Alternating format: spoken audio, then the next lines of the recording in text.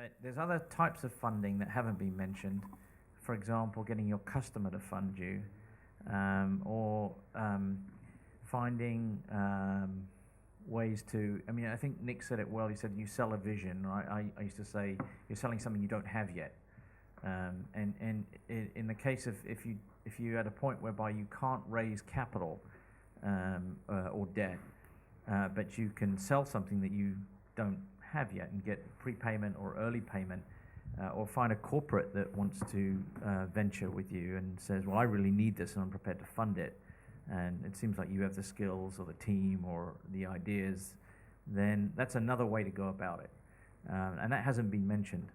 I would also say that the amount of capital that you need is determined by what you're trying to accomplish. So when we did the independent, we knew we were going to need about 20 million pounds or more.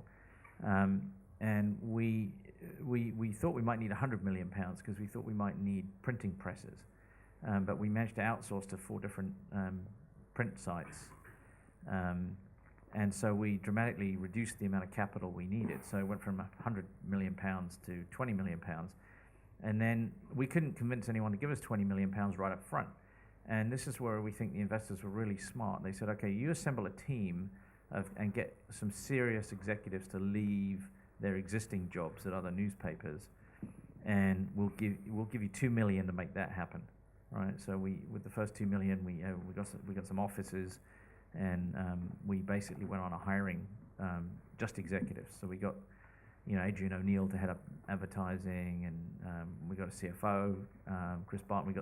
We got a COO, a guy to do operations out of the International Herald Tribune Paris, Steve Conway.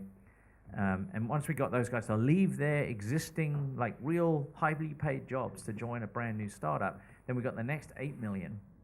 And the next 8 million was to create a prototype of the newspaper, right? So we created color newspapers, we created skinny ones for the tube, and we created all kinds of different shapes and sizes. We ended up settling on a broadsheet format for competitive reasons and positioning reasons, and we decided we were going to go black and white originally.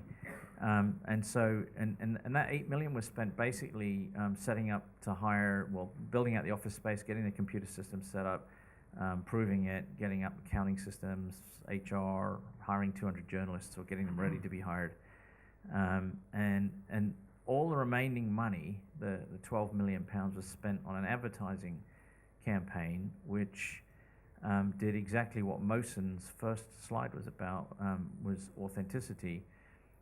And you're all probably mostly too young to remember it. It was the independent. It is, are you? And that went all around the UK on billboards and radio and TV ads and things. And that was the fundamental founding principle of the 3 original journalists.